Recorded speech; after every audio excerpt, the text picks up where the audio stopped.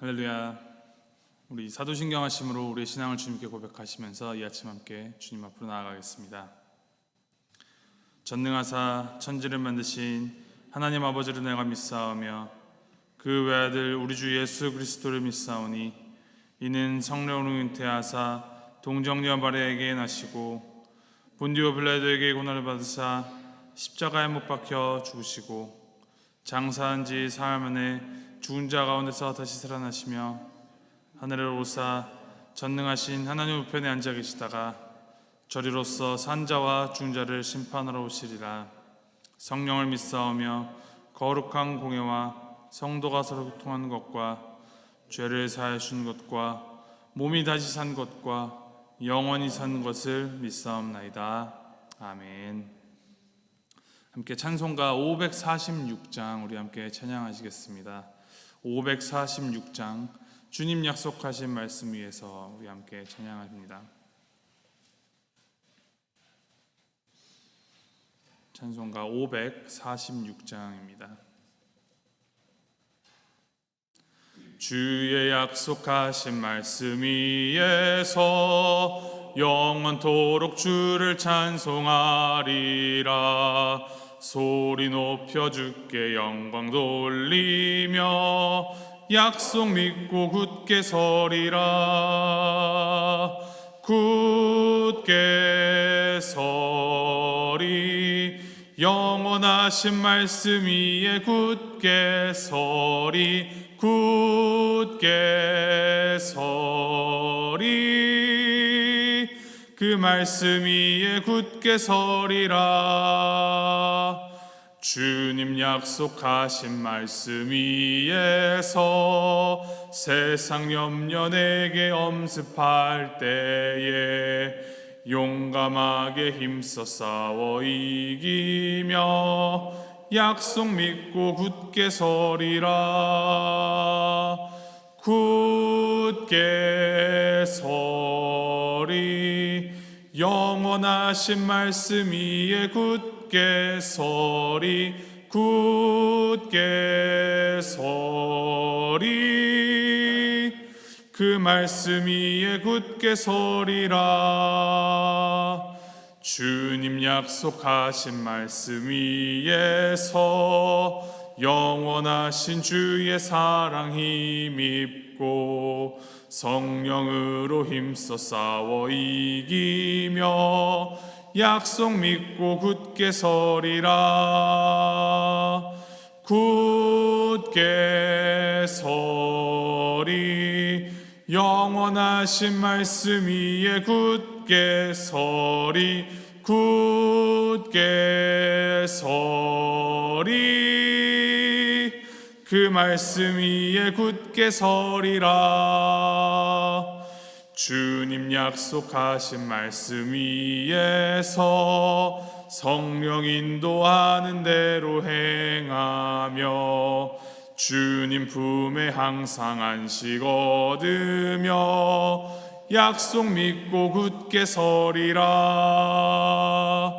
굳게 서리 영원하신 말씀 위에 굳게 서리. 굳게 서리 그 말씀 위에 굳게 서리라. 아멘. 하나님께서 오늘 우리에게 주시는 말씀은 창세기 9장 1절부터 17절까지 말씀입니다. 창세기 9장 1절부터 17절까지 말씀 우리 함께 교독하시겠습니다.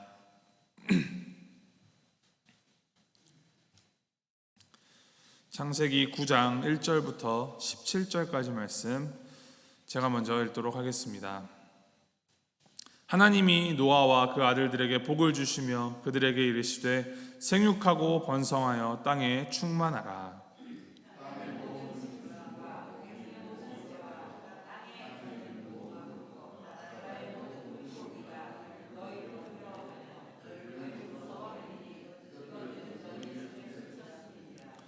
모든 산 동물은 너희의 먹을 것이 될지라 채소같이 내가 이것을 다 너희에게 주노라.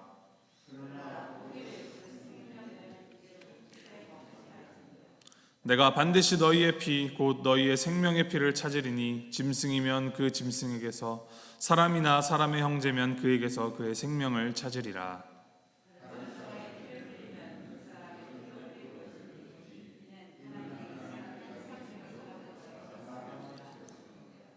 너희는 생육하고 번성하며 땅에 가득하여 그 중에서 번성하라 하셨더라.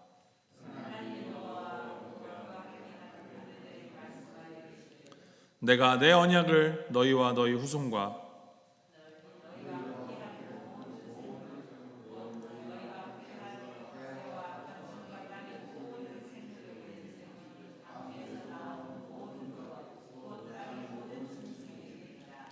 내가 너희와 언약을 세우리니 다시는 모든 생물을 홍수로 멸하지 아니할 것이라. 땅을 멸할 홍수가 다시 있지 아니하리라.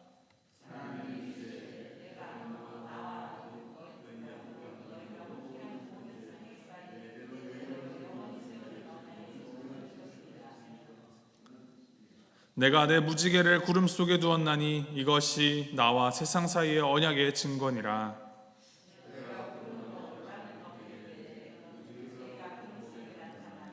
내가 나와 너희와 및 육체를 가진 모든 생물 사이에 내 언약을 기억하리니 다시는 물이 모든 육체를 멸하는 홍수가 되지 아니할지라.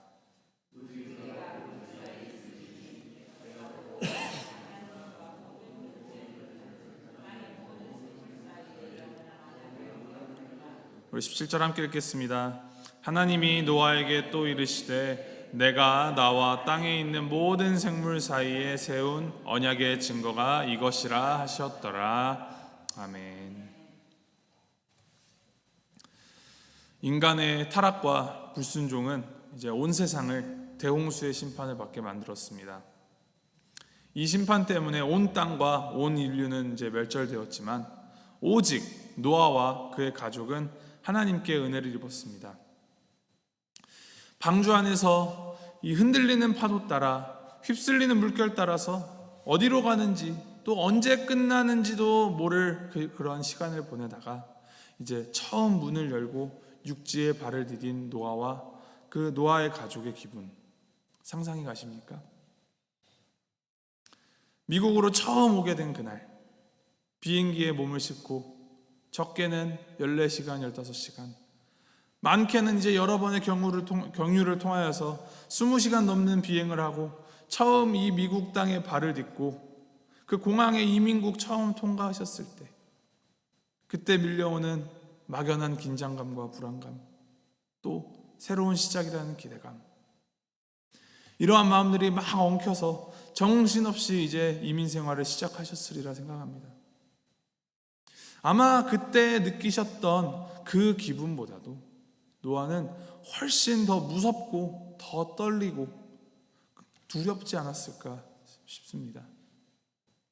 목적지나 방향을 알고 흘러온 것도 아니고 어디에 내렸는지도 모르는 상황에서 이제 내리자마자 바라본 땅은 생명의 기운보다는 그 엄청났던 물에 휩쓸려 죽어간 죽음의 자국들이 더 많이 남아 있었을 것이며 이제 앞으로 어떻게 살아야 하나, 무엇을 해야 하나 너무나도 막막했을 것입니다.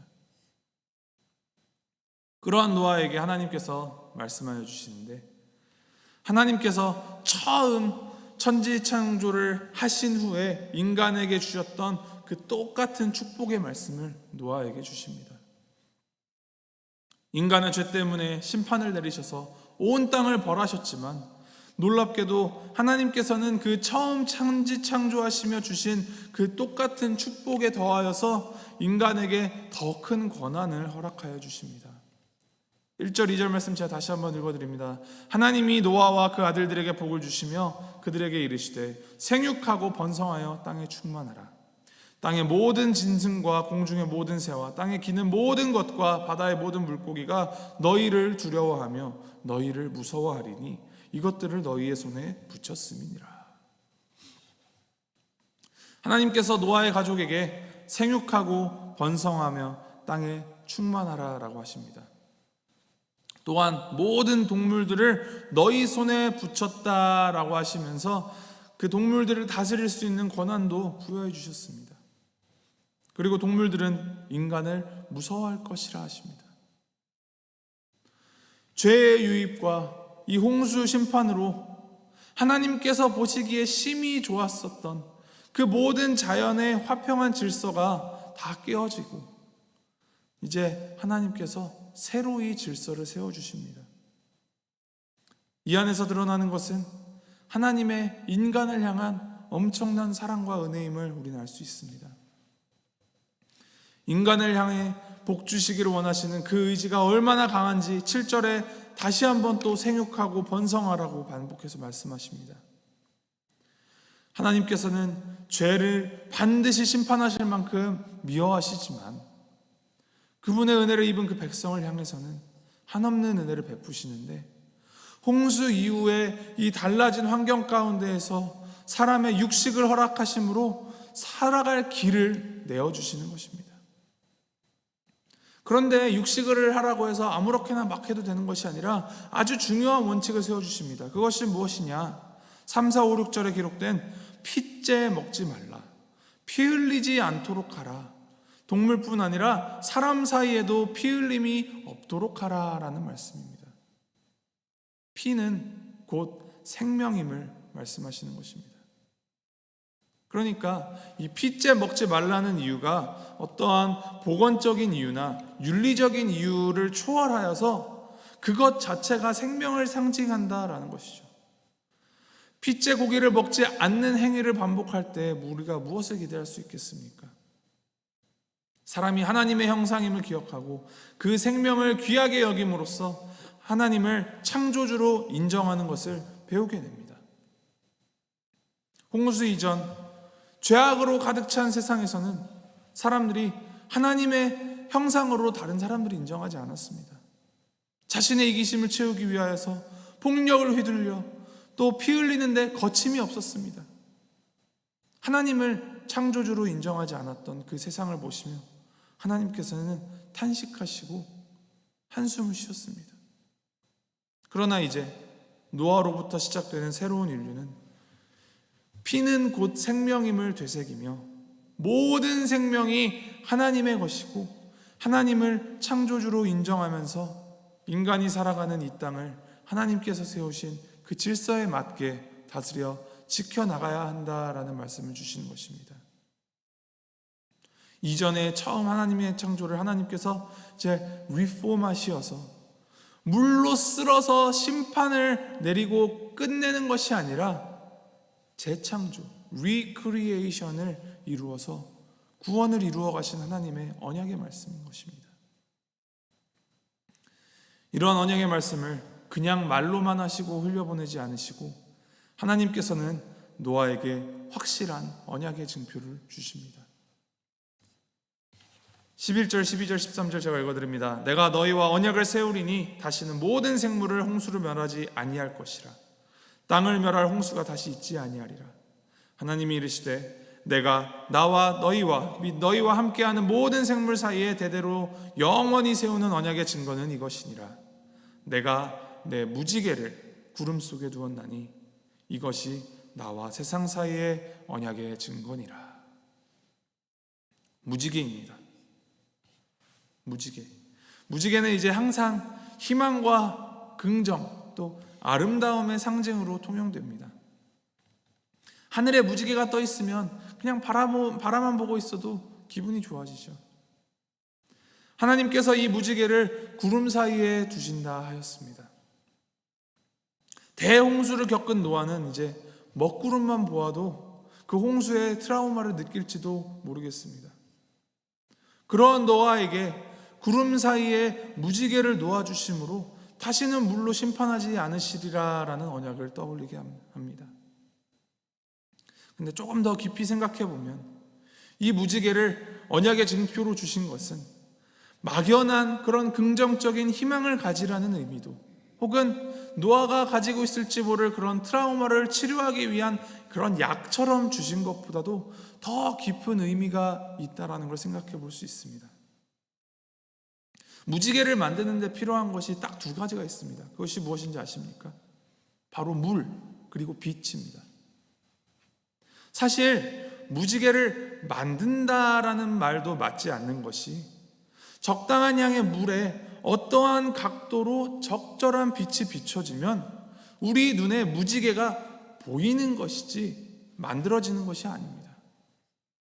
그 말인즉슨 무지개를 보면서 언약을 기억하는 것은 이 무지개를 여기 땅에서 바라보고 있는 인간이 하나님을 떠올리는 것이지, 사실은 하나님은 빛과 물이 이 지구에 항상 존재하고 항상 비추는 한 하나님께서는 항상 우리와 함께하여 주시고 생명을 지키시겠다라는 그 은혜와 사랑의 언약을 항상 두고 계신다라는 말씀입니다.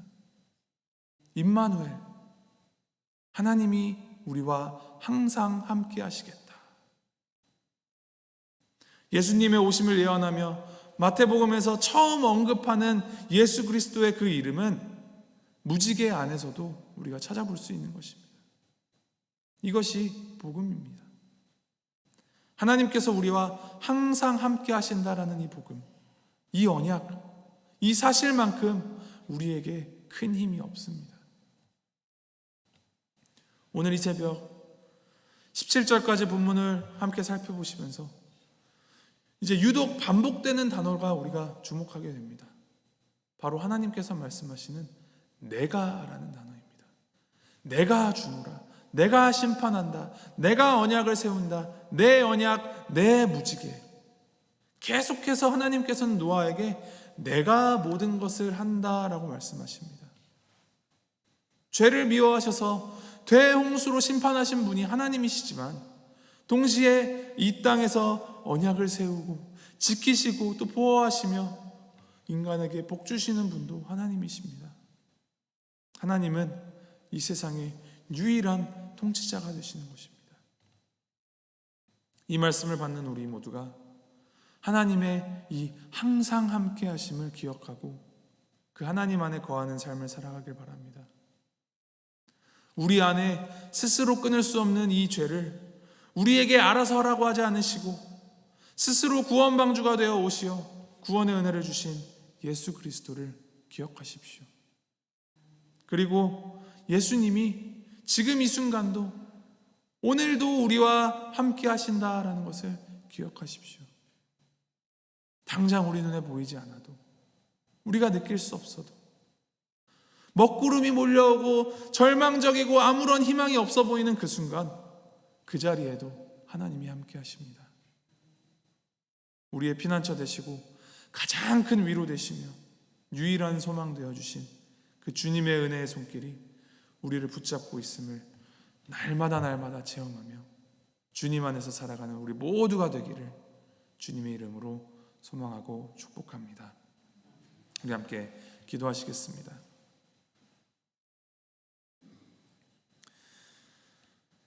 사랑과 은혜가 풍성하신 하나님 아버지, 그 무시무시한 홍수 심판을 경험했던 노아에게 풍성한 자비와 은혜로 확실한 언약의 약속을 주시고 평안을 주셨던 그 하나님이 우리의 하나님이신 줄 우리가 믿습니다.